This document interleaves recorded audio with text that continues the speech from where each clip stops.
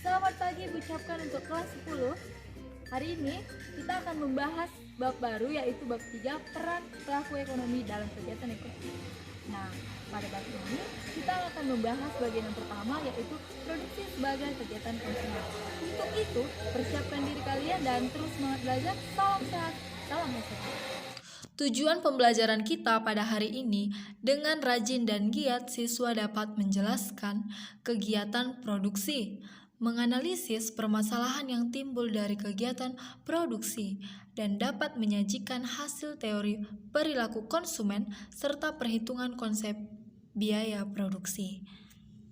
Nah, produksi sebagai kegiatan ekonomi. Produksi itu kegiatan menambah atau menciptakan benda baru sehingga lebih bermanfaat untuk kebutuhan. Contohnya kan aku seperti kayu. Kalau hanya kayu saja, mungkin belum bisa digunakan dalam kehidupan kita sehari-hari. Belum ada nilai gunanya. Jadi kayu itu tadi misalnya diproduksi menjadi bahan jadi seperti kursi, meja, contohnya lagi roti. Roti terbuat dari apa? Tepung, gula, telur, dan segala macamnya. Kemudian diolah menjadi roti. Kalau sudah menjadi roti, tentunya ada nilai guna dari barang tersebut, dari roti tersebut. Tujuan dari produksi itu ya untuk memenuhi kebutuhan manusia agar mencapai kemakmuran. Tapi bagi para produsen itu untuk mencari keuntungan. Faktor-faktor produksi terdiri dari 4 jenis. Yang pertama, natural resource, yaitu alam. Apa itu alam? Seperti air, sinar matahari, udara, tanah. Jadi semua kekayaan alam itu termasuk faktor-faktor produksi. Yang kedua, labor. Apa itu labor, Bu? Yaitu tenaga kerja. Tenaga kerja di sini berarti mereka mempunyai kemampuan dan keahlian. Nah, tenaga kerja ini juga ada yang namanya tenaga kerja terdidik. Kalau dia tenaga kerja terdidik, berarti dia bersekolah. Nah, kalau dia tenaga kerja terampil, berarti ada keterampilan yang dari pekerjaan dia itu dilakukannya. Contohnya apa, Bu? Seperti tukang jahit. Dan kalau tadi yang terdidik itu seperti dokter, polisi, guru. Nah, dan ada satu lagi adalah tenaga kerja yang tidak terdidik dan tidak terampil. Jadi mereka mengerjakan pekerjaannya itu seperti supir. Nah, ini faktor produksi yang ketiga yaitu kapital. Apa itu kapital, Bu? Modal. Nah, seperti yang kita ketahui, untuk membangun suatu perusahaan tentunya membutuhkan modal. Modal yang kita ketahui berupa uang. Dan yang ketiga, skill. Skill itu apa, Bu? Skill itu adalah keahlian. Jadi, seseorang yang mempunyai keterampilan akan lebih mudah mengelola produksinya seperti barang dan jasa karena dia sudah terampil, sudah mengetahui apa yang akan diproduksinya. Seperti itu. Lanjut, perilaku produsen. Nah, seperti yang kita ketahui, para produsen akan menciptakan barang yang sangat berkualitas tinggi dan dapat dijangkau masyarakat. Nah, ketika barangnya sudah jadi, maka akan didistribusikan kepada masyarakat. Kan seperti itu kan aku. Nah, seperti pada gambar. Itu ada masyarakat berbelanja baju. Berarti itu produk baju telah disalurkan kepada masyarakat agar masyarakat dapat mengkonsumsi baju itu. Nah, tujuan teori perilaku produsen ini yaitu mereka untuk mencari keuntungan dan mereka juga menghasilkan barang atau produk baju-baju yang bagus agar masyarakat dapat membeli. Kalau misalnya masyarakat tidak membeli baju kepada yang telah membuat baju ini tadi, maka mereka tidak akan mendapatkan keuntungan. Terus timbal baliknya sama yang membeli apa, Bu? Ya, untuk memenuhi kebutuhan kita dalam berpakaian, dalam memenuhi selera kita, berpakaian yang bagus, rapi. Nah, selanjutnya klasifikasi faktor produksi. Nah, di faktor produksi ini terdiri menjadi 2, yaitu faktor produksi tetap. Bu, kalau faktor produksi tetap itu bagaimana? Tidak dapat diubah dengan waktu yang sangat dekat. Dia membutuhkan waktu jangka panjang. Bahkan harus menggunakan modal yang banyak. Contohnya apa? Membeli gedung, bensin, kendaraan. Jadi tidak bisa, misalnya dalam satu hari ini saya ingin mengganti gedung untuk perusahaan saya, tidak bisa, membutuhkan waktu yang lama, anakku. Kemudian yang kedua, faktor produksi variabel. Kalau tadi tetap, sekarang variabel. Kalau variabel ini dapat diubah dengan cepat dalam jangka waktu pendek. Contohnya apa? Tenaga kerja. Kenapa contohnya tenaga kerja, Bu? Karena kalau tenaga kerja ini misalnya para pekerjanya tidak melakukan tugasnya dengan baik dan benar atau tidak bertanggung jawab, malas, maka para produsen bisa saja memecat tenaga kerjanya. Bisa digantikan dengan tenaga kerja yang baru. Nah, yang kedua, bahan baku. Seperti bahan baku ini juga bisa diubah dengan cepat tanpa harus jangka waktu yang panjang, nakku. Seperti itu ya. Mengerti?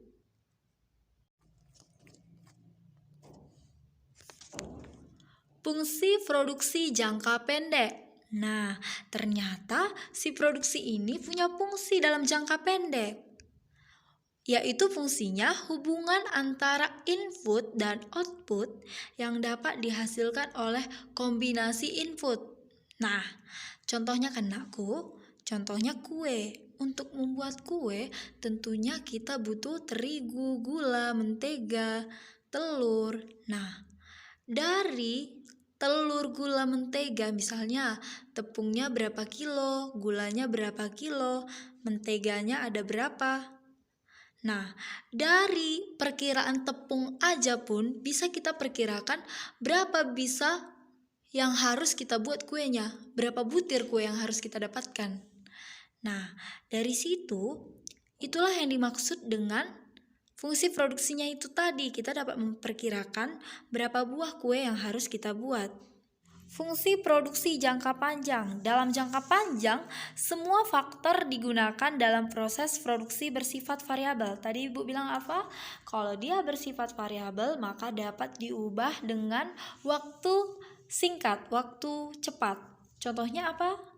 Tenaga kerja, bahan baku, bahan bakar, itu semua dapat kita lakukan dalam waktu yang singkat, tidak membutuhkan waktu yang panjang. Fungsi produksi jangka panjang. Nah, dalam jangka panjang, semua faktor yang digunakan dalam proses produksi bersifat variabel. Nah, Ibu bilang tadi apa? Kalau bersifat variabel berarti biaya produksinya itu dapat diubah dengan waktu tertentu. Contohnya apa? Bahan bakar, bahan baku, tenaga kerja. Jadi di sini ada kombinasi antara input dan output. Nah, yang mana outputnya, Bu? Outputnya itu adalah hasil yang kita dapatkan dari produksi yang kita lakukan. Contohnya ini. Nah, ya. Nah, ini kan outputnya 50. 50 lah hasil yang telah dikerjakan tenaga kerja dengan modal atau dengan bantuan mesin 1. Nah, pada kombinasi B ini, mesin ditambah 1 menjadi 2, kemudian dikurangilah tenaga kerjanya. Tenaga kerjanya dikurangi 4. Maka output yang dihasilkan itu tetap 50 unit. Nah, di kombinasi ketiga, ditambah lagi mesinnya menjadi 4. Sedangkan ada pengurangan tenaga kerja. Tenaga kerjanya jadi berapa, nakku? Jadi 2. Tapi output yang dihasilkan tetap 50. Nah, dari tabel tersebut tadi kita telah melihat output dan inputnya. Nah, berapapun tenaga kerja dan mesinnya di sini atau modalnya, maka mereka mempunyai penghasilan atau unit yang sama, yaitu 50. Nah, setelah kita mengetahui tabelnya ini, kita akan membuat yang namanya kurva isokwan. Nah, ini dia kurvanya, anakku. Untuk membuat kurva isokwan, maka kita harus buat ke ruas kiri dulu, yaitu jangan lupa di ruas kiri adalah tenaga kerja, di ruas kanan atau X-nya modal. X itu berupa modal, sedangkan Y itu tenaga kerja ya, anakku. Jadi kita lihat,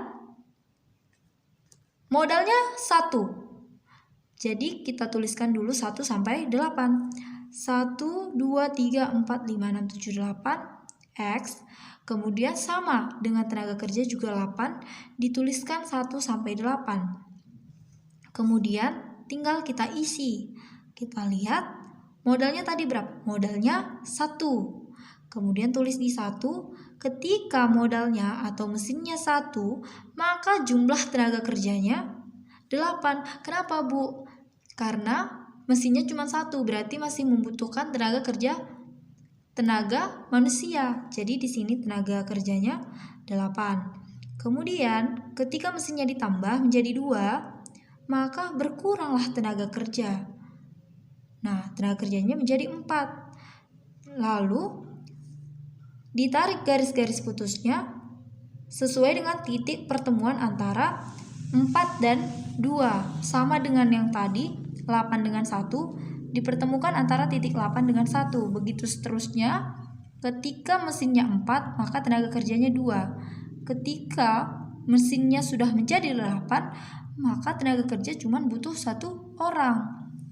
Setelah bertemu titik antara tenaga kerja dengan mesin atau dengan modal, maka kalian harus menarikkan garis seperti ini.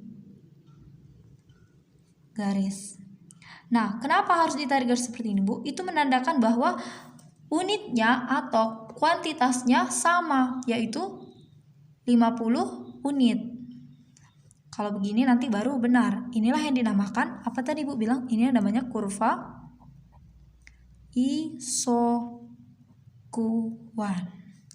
Ini namanya kurva isokuan.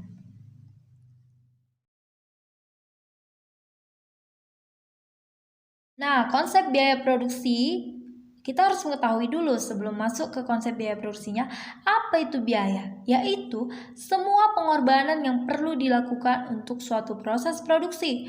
Ya, tentunya adalah uang menurut harga pasar yang berlaku, baik yang sudah terjadi maupun yang belum terjadi, atau yang sudah dibeli maupun yang belum dibeli atau yang akan dibeli. Nah, biaya ini dibagi menjadi 3, Nakku. Yang pertama, biaya tetap. Kalau yang namanya biaya tetap tidak dapat diubah. Bisa diubah tapi dalam waktu yang lama dan biasanya membutuhkan waktu yang sangat lama pula dan biayanya juga sangat besar. Makanya disebut biaya tetap. Nah, contohnya ini apa, Bu? Misalnya sewa ruko atau sewa gedung atau penggajian pegawai tetap. Nah, yang kedua, biaya variabel. Biaya variabel berarti berbeda dengan biaya tetap.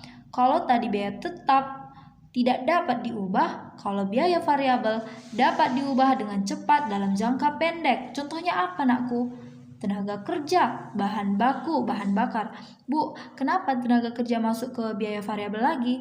Nah, di biaya tetap tadi, pegawainya itu adalah pegawai tetap, sedangkan di tenaga kerja itu adalah pegawai yang tidak tetap. Bisa saja sewaktu-waktu dipecat atau dikeluarkan dari perusahaannya. Nah, bahan baku juga sangat mudah didapatkan, seperti itu ya.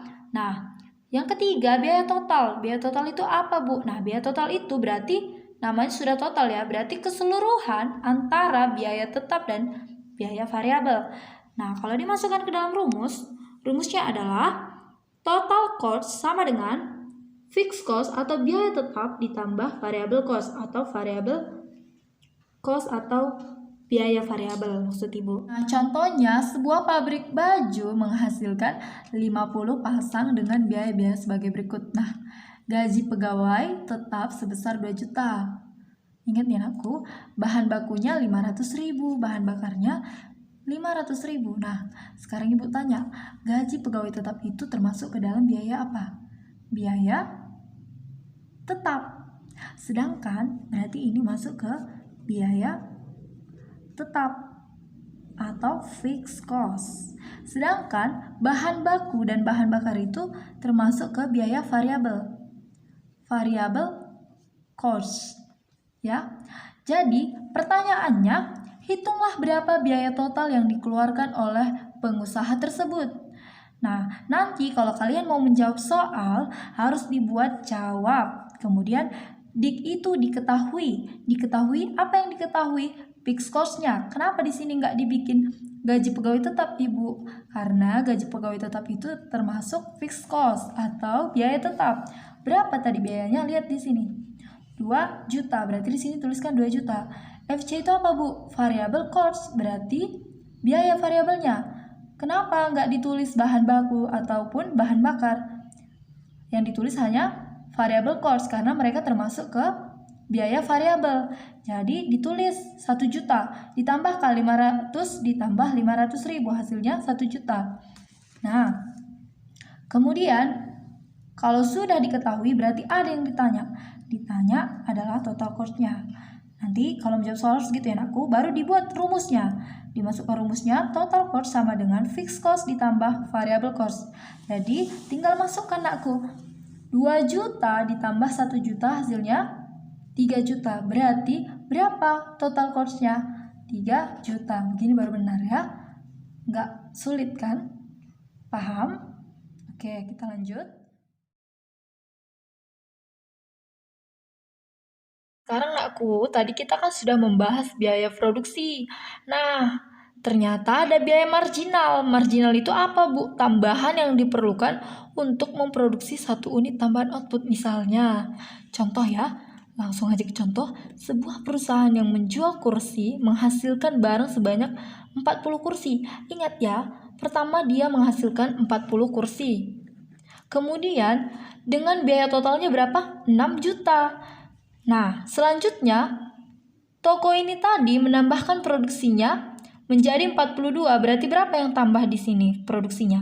2 kursi kan, dari 40. Nah, dengan biaya totalnya berapa? 6.800.000. Pertanyaannya, berapakah biaya marginalnya sesuai dengan judul kita tadi? Nah, rumus untuk mencari produk marginal itu atau biaya marginal yaitu MC atau marginal cost sama dengan TC itu total cost awal, N itu awal dikurangi dengan total cost sebelumnya. Jadi N1 ini nakku sebelumnya. Baru setiap mau menjawab soal harus dibuat diketahuinya. Total cost awal itu berapa? 6.800.000. Bu, kenapa yang nggak 6 juta ini? Karena ini adalah unit yang pertama. Sedangkan yang sebelumnya, sebelum dari yang ini adalah 6 juta. Maka TCN satunya sama dengan 6 juta. Nah, ditanya apa, Bu? Marginal cost-nya. MC sama dengan total cost awal, unit awal, dikurangi dengan total cost sebelumnya. Ingat ya anakku, N kurang 1 itu sebelum dari ini. Nah, berarti sama dengan 6.800.000 dikurang 6 juta. Berapa itu hasilnya? 800.000. Kuantitas. Nah, ini kalau dimasukkan ke dalam tabel ya, Nak. Nah, ke dalam tabel. Tadi rumusnya apa? TCN dikurang TCN kurang 1. Nah, ini total cost-nya di awal 550.000 kan? Awalnya ada nggak? Tidak ada, Bu. Berarti di sini adalah kosong. Seperti itu ya. Kemudian untuk kuantitas ke 1 850.000 sebelumnya berapa? 550.000. Berarti inilah N1-nya. Ini untuk unit sekarangnya. Berarti 850.000 dikurang 550 hasilnya 300. Kemudian 1.100 dikurang 850 hasilnya 250. Ketika ini yang dicari berarti N1-nya adalah ini. Berarti 1.300 dikurangi 1.100 karena udah ini jadi N1 hasilnya 200. 1.600 dikurangi 1.300 hasilnya adalah 300. Begitu selanjutnya. Maka inilah marginal cost-nya atau biaya marginalnya. Nah, yang terakhir adalah biaya rata-rata ya, Nak. Biaya rata-rata ini yang harus dikeluarkan untuk setiap unit produksi. Rumusnya yaitu average total cost sama dengan total cost dibagi kuantitas. Nah, jadi kalau misalnya nanti ada soal, tinggal masukkan rumus yang seperti ini. Sekian materi kita pada hari ini. Anak-anak, kita telah belajar tentang produksi sebagai kegiatan ekonomi. Hasil dari proses produksi itu yaitu untuk apa itu, Nak? Untuk kepentingan kehidupan kita sehari-hari. Bayangkan jika tidak ada yang memproduksi barang, tentunya kita akan kesulitan memakai barang atau makan, ya kan? Maka para produsen itu saling bekerja sama, saling rajin dan giat mengerjakan hasil dari produksi mereka untuk dijual kepada kita. Sama seperti kalian juga harus rajin dan semangat belajar untuk menuntut ilmu, yaitu ilmu yang kalian dapatkan nanti yaitu untuk kepentingan kalian yang akan datang. Nah, sekarang coba tanyakan diri kamu, apakah kamu telah rajin dan giat dalam belajar untuk menuntut ilmu untuk masa depan kamu dan memenuhi kebutuhan kamu akan kelak nanti? Sekarang kamu renungkan ke dalam hati kamu, apakah kamu sudah giat dalam belajar?